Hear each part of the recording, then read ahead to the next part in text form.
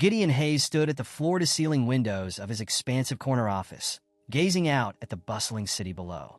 His fingers absently traced the cool metal of his wedding band as he pondered the weight of the secret he'd carried for years. At 42, Gideon had built an empire from the ground up. His company, Hayes Innovations, was a tech giant that employed thousands and generated billions in revenue each year. Yet to the world, and more importantly to his wife, he was just a mid-level manager, another cog in the corporate machine. The deception had begun innocently enough. When he'd first met Maricela Finch 5 years ago, Gideon had been captivated by her vibrant personality and infectious laugh. He'd introduced himself simply as Gideon, leaving out the fact that he owned the company hosting the charity gala, where they'd locked eyes across a crowded room. As their relationship deepened, Gideon found himself reluctant to reveal the truth. He'd been burned before by women who saw him as nothing more than a meal ticket. With Maricela, he wanted something real, a partnership built on mutual respect and genuine affection, not power dynamics or financial motives. So he'd maintained the charade, fabricating a life as a regular working man.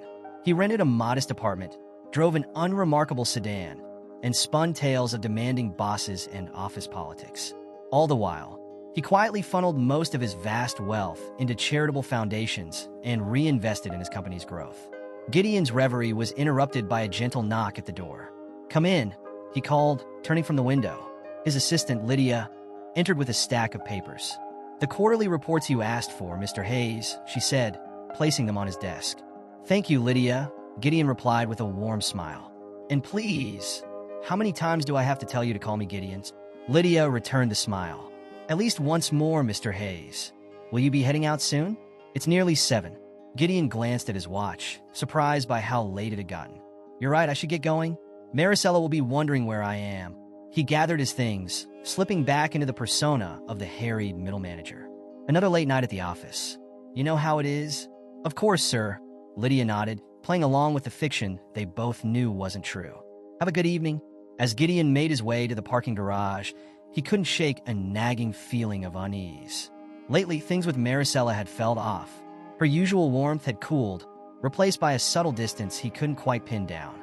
He climbed into his Honda Accord, reliable, practical, forgettable, and began the drive home. Traffic crawled along the city streets, giving Gideon ample time to replay recent interactions with his wife in his mind.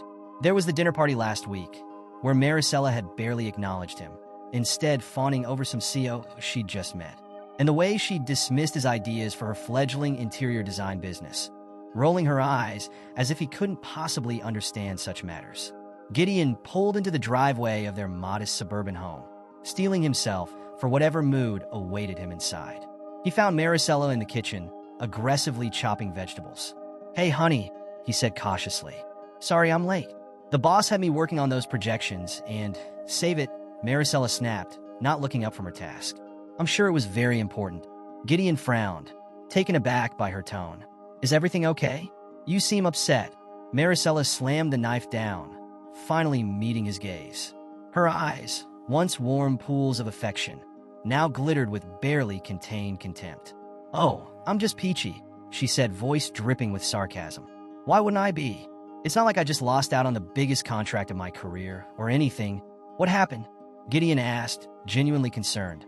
He knew how much Maricela had been counting on landing the redesign for that new downtown hotel. "What happened," Maricela spat, "is that I got passed over for some hack with connections. Apparently, in this world, talent means nothing if you don't know the right people." Gideon's stomach twisted.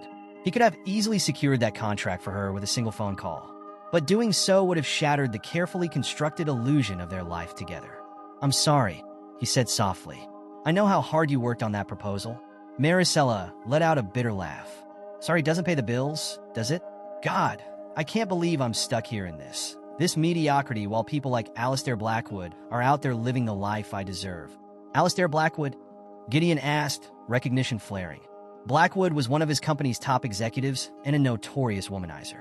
"Yes, Alistair Blackwood," Maricela said, a dreamy quality entering her voice. "Now there's a real man. Successful, powerful, knows how to get things done. Not like some people I could mention." The barb stung, but Gideon kept his expression neutral. "I'm sure he worked very hard to get where he is," he said mildly. Maricela snorted. "Please, men like that are born for greatness. They don't settle for being some corporate drone their whole lives. Each word felt like a dagger to Gideon's heart. Had this been building all along? Had Maricela always seen him as somehow less than? He thought back to the early days of their relationship, wondering if he'd missed the signs. "I thought you were happy with our life," he said quietly. "Happy?" Maricela's laugh was harsh and humorless. "Happy with what? This tiny house? Your pitiful salary? Watching my dreams slip away while you refuse to even try for a promotion." Gideon's jaw clenched. He'd given her everything she'd ever asked for: vacations, jewelry, seed money for her business, all while maintaining the illusion of a much more modest lifestyle. And still, it wasn't enough. "I provide for us," he said, an edge creeping into his voice. "We have a good life. A good life?" Maricela's voice rose. "This isn't living, Gideon. This is existing. I'm suffocating here." She began to pace, gesticulating wildly. "Do you know what Alistair said to me at that networking event last month? He said I had real potential. Someone with my talent and drive shouldn't be wasting away in the suburbs. And he's right." Gideon felt a flare of jealousy, quickly tamped down. He knew Blackwood's reputation. The man collected mistresses like trading cards, using them up and discarding them when he got bored. The thought of him sinking his claws into Maricela made Gideon's blood boil. "Alistair Blackwood doesn't know the first thing about you," Gideon said, struggling to keep his tone even. "He's just another smooth-talking businessman." Maricela whirled on him, eyes flashing. "At least he sees my worth. At least he believes in me.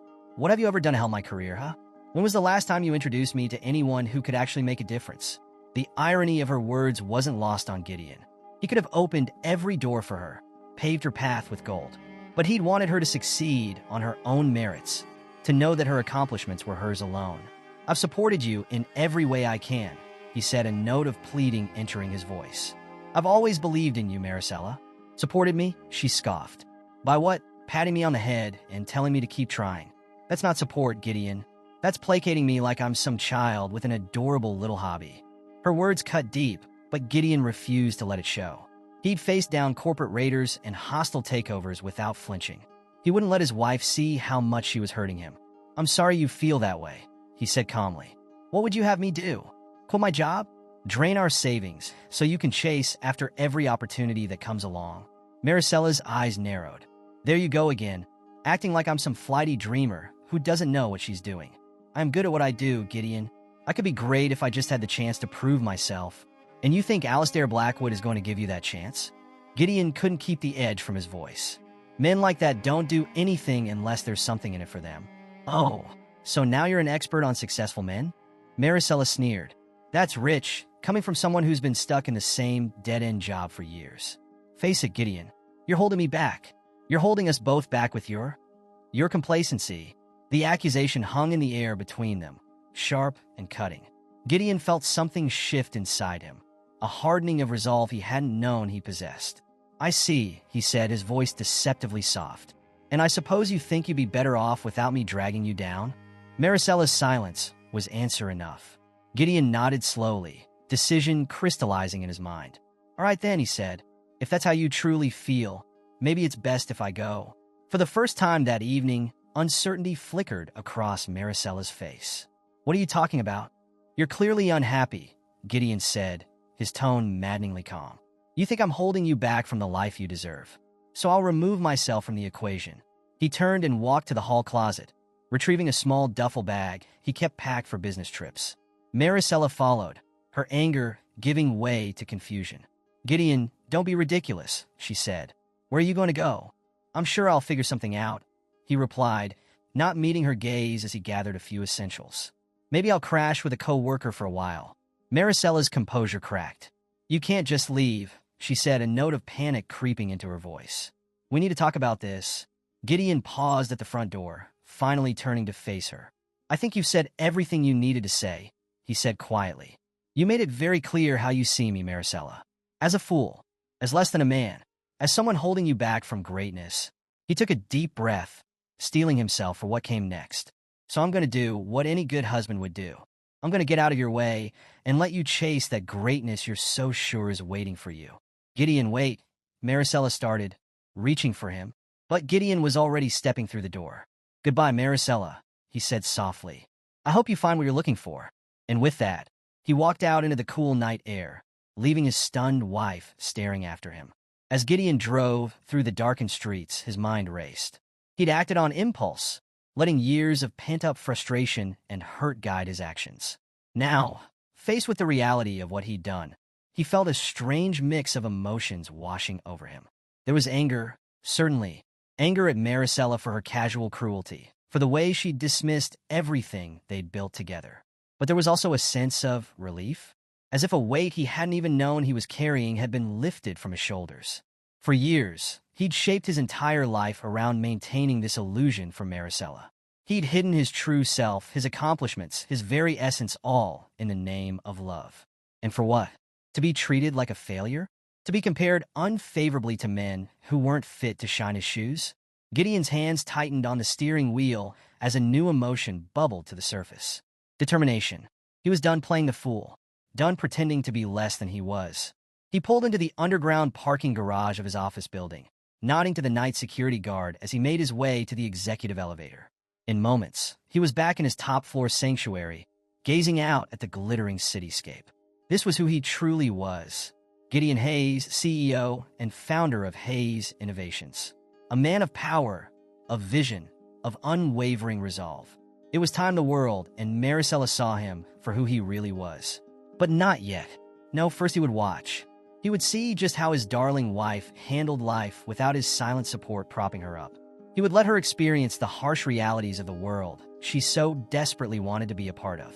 And when she'd learned her lesson, when she'd tasted the bitter dregs of failure and betrayal, only then would he reveal the truth. Only then would Maricela understand exactly what she'd thrown away. Gideon's reflection stared back at him from the window, hard and unforgiving. The time for playing games was over. Now, the real Gideon Hayes would show himself. And heaven help anyone who stood in his way. The first rays of sunlight crept through the blinds of Gideon's office, where he had spent the night. He rubbed his eyes, the events of the previous evening still raw in his mind. His phone buzzed incessantly with 37 missed calls from Maricela. He ignored them all. A knock on the door interrupted his thoughts. Lydia entered, surprise evident on her face. "Mr. Hayes? I didn't expect to see you here so early." Gideon straightened his tie. "Lydia, I need you to clear my schedule for the next few days. Something's come up?" Lydia nodded, concern creasing her brow. "Of course. Is everything all right?" "It will be," Gideon replied, his voice hard. "I also need you to keep an eye on Maricela's business dealings." "Discreetly, sir?" Lydia's eyebrows shot up. Gideon's lips tightened into a thin line. "My wife seems to think she doesn't need me. I'm inclined to let her prove it." Lydia hesitated. "Mr. Hayes, are you sure that's wise?" "Wise?" Gideon laughed bitterly. "Probably not, but it's necessary. She wants to play in the big leagues. Fine. Let's see how she handles it without me clearing the path." As Lydia left to carry out his instructions, Gideon turned his attention to his computer. With a few keystrokes, he accessed Maricela's business records. Her interior design firm, while modestly successful, had been propped up by his silent investments and connections. Time to see how it fared without that safety net. Hours passed as Gideon methodically dismantled the support structure he'd built around Maricela's career. Calls were made, deals subtly influenced, strings quietly cut. All the while, his phone continued to buzz with her increasingly frantic messages. Finally, he picked up. "Gideon?" Maricela's voice was thick with tears. "Where are you? Please come home. We need to talk about this." "Do we?" Gideon's tone was ice.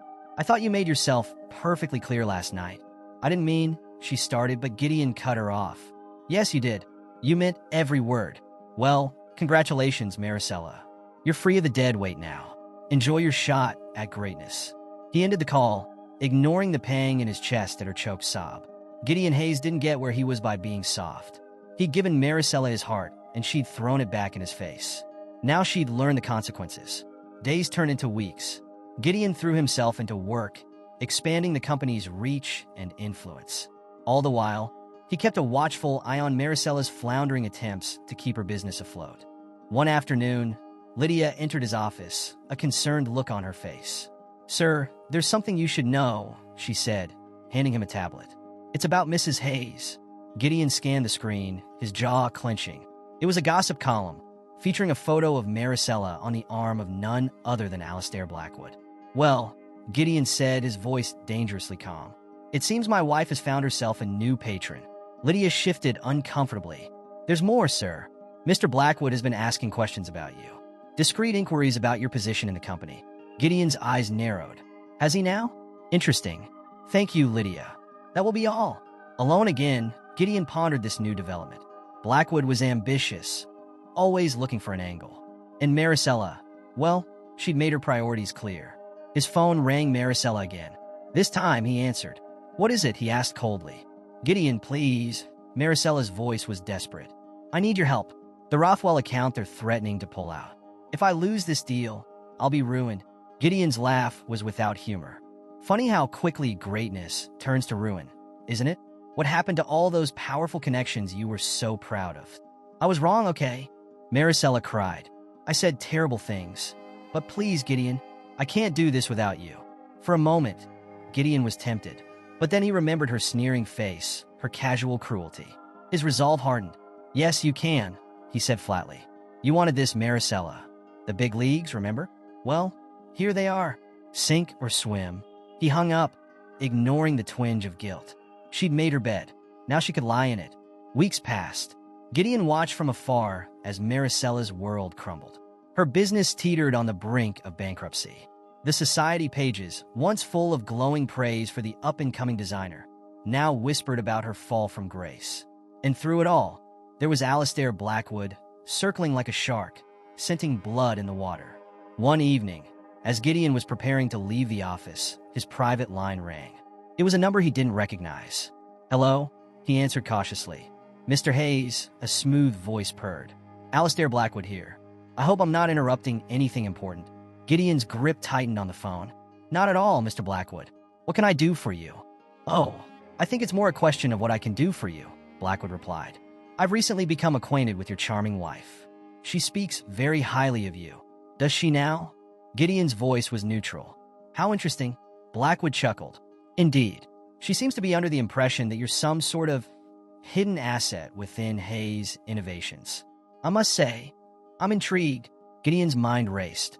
So Maricela had been fishing for information, trying to leverage their relationship, no doubt.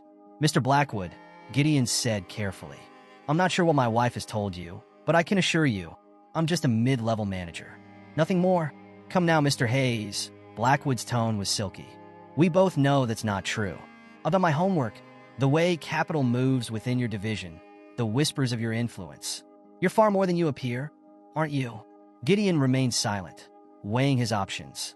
Blackwood pressed on. I have a proposition for you, Mr. Hayes. One that could be mutually beneficial. Why don't we meet for dinner?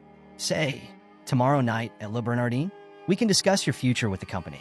I appreciate the offer, Mr. Blackwood, Gideon replied coolly. But I'm quite satisfied with my current position. Blackwood's laugh was sharp. Are you? Well, perhaps your lovely wife might be interested in discussing her future then. She seems quite amenable to new opportunities. The threat was thinly veiled. Gideon's blood boiled, but he kept his voice level. My wife's business dealings are her own concern, Mr. Blackwood. Now, if you'll excuse me, I have work to attend to. He hung up before Blackwood could respond, his mind whirling. So this was Maricela's game. Feed Blackwood information, real or imagined, in hopes of securing her own position. And Blackwood, ever the opportunist, was looking to exploit it. Gideon's jaw clenched. He'd let this go on long enough. It was time to end the charade. The next morning, he called Lydia into his office. I need you to arrange a meeting, he said.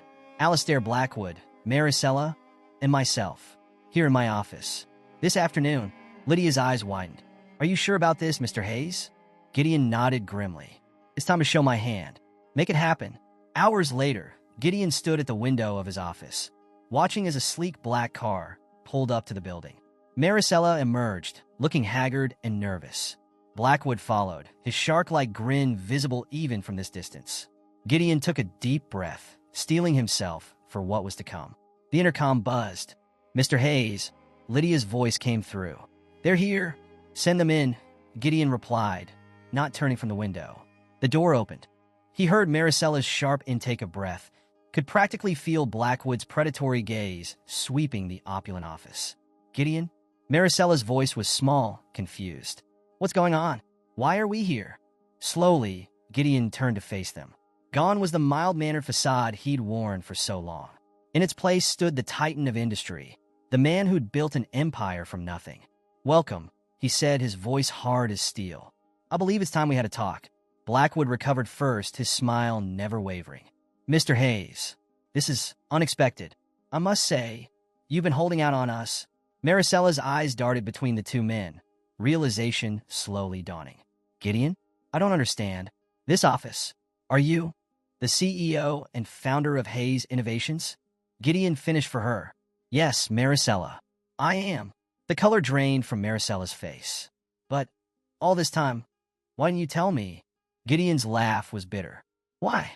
Because I wanted you to love me for who I was, not what I could give you. Clearly, I was mistaken." Blackwood stepped forward, ever the opportunist. Now, let's not be hasty. I'm sure we can come to some sort of arrangement that benefits all parties." Gideon's gaze snapped to him. "The only arrangement you need to concern yourself with, Mr. Blackwood, is your severance package. As of this moment, you're no longer employed by Hayes Innovations." Blackwood's smile faltered. "You can't do that. The board answers to me." Gideon cut him off. "And they'll be very interested to hear about your attempts to manipulate company information for personal gain." Blackwood's face hardened. "Now see here, Hayes." "No, you see here." Gideon's voice was like thunder. "You try to play me, Blackwood. You and Maricela both. Did you really think I wouldn't find out? That I wouldn't have contingencies in place?" He pressed a button on his desk, and a holographic display flickered to life, showing emails, phone records, financial transactions. "Every move you've made, every deal you've tried to orchestrate behind my back, I've known about it all. And now, you're going to leave. Both of you." Maricela stepped forward, tears in her eyes. "Gideon, please. I didn't know. I never meant save it." Gideon snapped. "You made your choices, Maricela. You showed me exactly who you are and what you value. Now you get to live with the consequences." Blackwood, seeing the writing on the wall, straightened his tie. "Well, it seems I've overstayed my welcome. Mrs. Hayes, I believe this concludes our business relationship as well. Good day." With that, he strode out of the office, leaving Maricela alone with Gideon. For a long moment, silence reigned. Maricela stared at Gideon, her face a mask of shock and dawning horror. "All this time," she whispered, "you were an I." "Yes," Gideon said coldly. "All this time, I gave you everything, Maricela. A comfortable life, opportunities most people only dream of. And it still wasn't enough for you." Maricela's tears fell freely now. "I'm sorry. God, Gideon, I'm so sorry. I didn't realize." "That's right," Gideon cut her off. "You didn't realize. You were so busy chasing some imagined greatness that you couldn't see what was right in front of you. Well, congratulations. You got what you wanted. A taste of the high life, the big leagues. How does it feel?" Maricela's shoulders slumped in defeat. "Please, Gideon. I know I made a terrible mistake. But I love you. We can fix this, can't we?" For a moment, Gideon felt a flicker of the old warmth. But then he remembered her cruel words, her disdain, her betrayal. His heart hardened once more. "No, Maricela. We can't.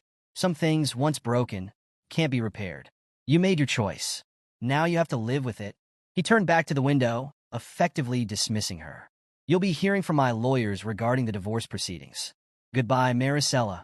He heard her choked sob, the rustle of her clothes as she moved towards the door. For a second, she paused. "I really did love you, Gideon," she said softly. Gideon didn't turn around. "No, Maricela. You love the idea of me. The man you thought you could mold into your stepping stone to success. That man never existed." The door closed with a soft click, leaving Gideon alone with his thoughts and the weight of all that had transpired. As the sun set over the city, casting long shadows across his office, Gideon Hayes stood at the precipice of a new chapter in his life. The lies were over. The facade had crumbled. For better or worse, he was finally, truly himself. And as he gazed out at the empire he'd built, Gideon made a silent vow. Never again would he hide who he was. Never again would he let someone make him feel less than. The world had seen a glimpse of the real Gideon Hayes today. Tomorrow, they'd see so much more. The weeks following the confrontation in Gideon's office passed in a blur of activity.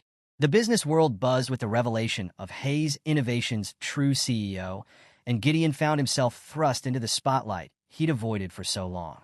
One morning, as he reviewed the latest financial reports, Lydia entered his office with a concerned expression. "Mr. Hayes, there's something you should see," she said, handing him a tablet. Gideon's eyes narrowed as he scanned the screen. It was an article about Maricela, detailing her spectacular fall from grace. Her design firm had collapsed, her social circle had abandoned her, and she was facing multiple lawsuits from angry clients. "Well," Gideon said, his voice cold, "it seems the house of cards has finally fallen." Lydia hesitated. "Sir, there's more. Mrs. Hayes. Maricela. She's been trying to reach you. She's left messages with reception, saying it's urgent." Gideon's jaw clenched. "I'm not interested in anything she has to say, Lydia. Make sure reception knows to block her calls." "Of course, Mr. Hayes." Lydia nodded, but concern lingered in her eyes. "Is there anything else you need?" Gideon waved her away, turning his attention back to his work. He refused to let thoughts of Maricela distract him. She'd made her bed, and now she was lying in it. Days passed, and Gideon threw himself into his work with renewed vigor. He attended board meetings, negotiated deals, and steered the company towards even greater success. But despite his best efforts, a nagging emptiness persisted. One evening, as he was preparing to leave the office, his private line rang. The number was unfamiliar. "Gideon Hayes," he answered brusquely. "Mr. Hayes," a smooth, feminine voice replied. "This is Rhea Lawson from the Children's Hope Foundation. I hope I'm not catching you at a bad time." Gideon's brow furrowed. The Children's Hope Foundation was one of the charities he supported anonymously. "Not at all, Ms. Lawson. What can I do for you?" "Well, Mr. Hayes," Rhea continued, "I'm calling to thank you for your generous donation. It's made a world of difference to our programs. I was hoping we could meet to discuss how we're putting the funds to use and perhaps explore ways to expand our partnership." Gideon hesitated. He usually avoided direct contact with the charities he supported, preferring to work through intermediaries. But something in Rhea's voice intrigued him. "I suppose it could be arranged," he said finally. "How about lunch tomorrow? There's a little bistro near my office." "That sounds perfect," Rhea replied, a smile evident in her voice. "I look forward to meeting you, Mr. Hayes." The next day, Gideon found himself seated across from Rhea Lawson in a cozy corner of the bistro. She was not what he expected, no power suit or polished pitch. Instead, she wore a simple sundress and a warm smile that reached her eyes. "Mr. Hayes," she began, "I can't thank you enough for meeting with me. The work we've been able to do thanks to your support is truly remarkable." Gideon nodded, feeling slightly off balance. "I'm glad to hear it, Ms. Lawson. Though I must admit, I usually prefer to keep my philanthropic efforts low-key." Rhea's smile widened. "Oh, I'm well aware of that, Mr. Hayes. Your reputation for anonymous giving is well known in my circles. That's part of why I wanted to meet you in person." She leaned forward, her eyes sparkling with passion. "You see, it's not just about the money. It's about the impact. And I believe that with your influence, we could do so much more." For the next hour, Rhea outlined her vision for expanding the foundation's reach. She spoke of after-school programs in underprivileged areas, mentorship opportunities, and scholarships for promising students. Gideon found himself drawn in by her enthusiasm and genuine commitment. It was refreshing to talk to someone who seemed to care about more than just climbing the social ladder or making profitable connections. As their meeting drew to a close, Gideon made a decision. "Ms. Lawson," he said, "I'm impressed by your dedication.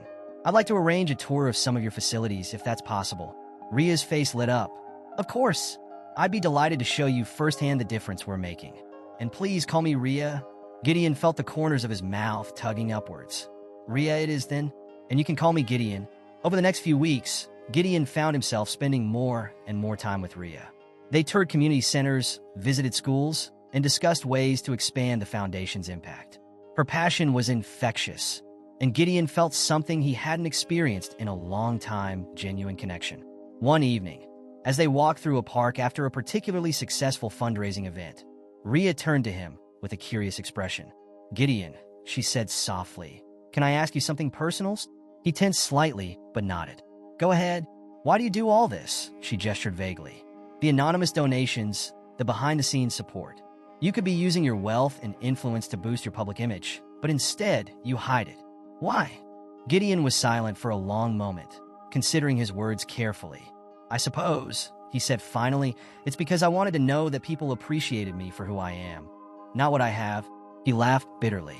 "Fat lot of good that did me in the end." Rhea's brow furrowed. "What do you mean?" Gideon sighed, then found himself telling her everything about Maricela, the deception, the betrayal. To his surprise, it felt good to finally unburden himself. When he finished, Rhea was quiet for a moment. Then she reached out and squeezed his hand gently. Gideon, I'm so sorry you went through that.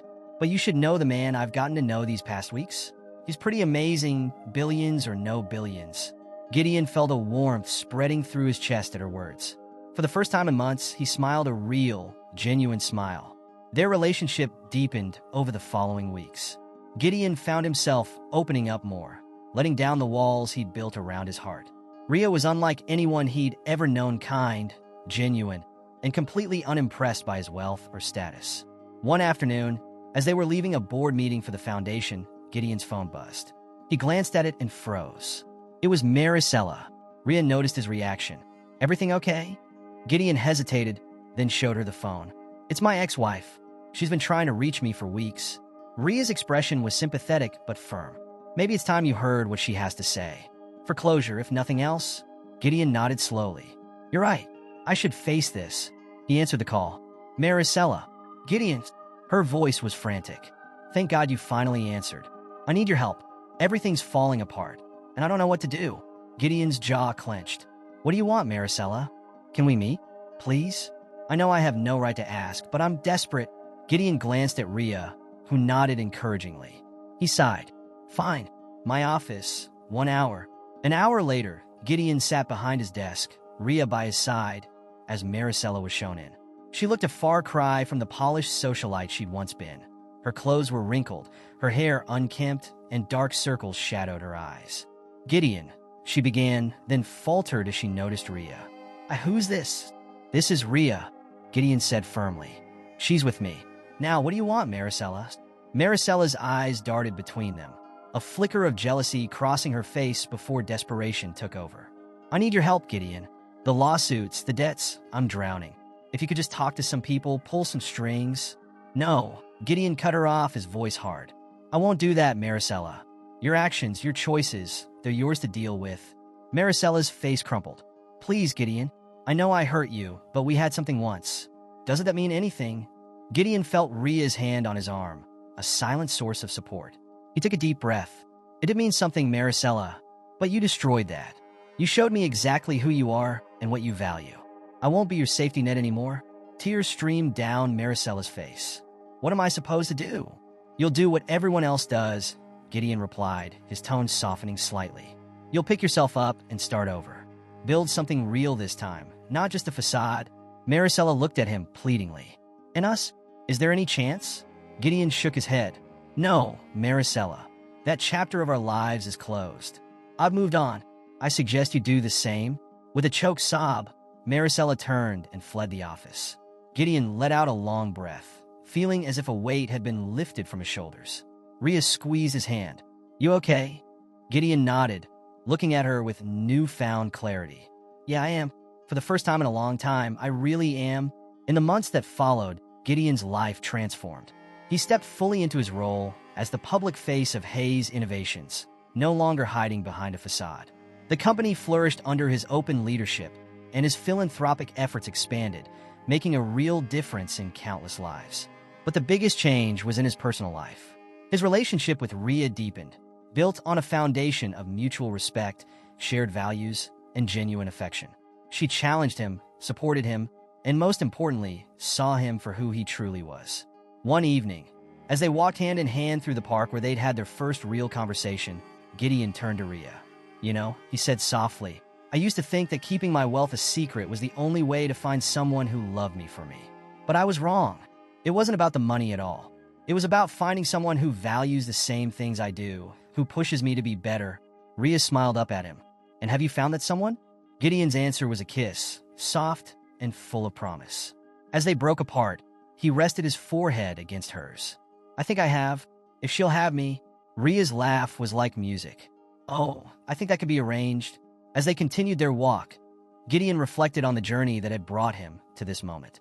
The pain of Maricela's betrayal, the loneliness of his self-imposed isolation, it had all led him here, to a place where he could finally be himself, wholly and without reservation.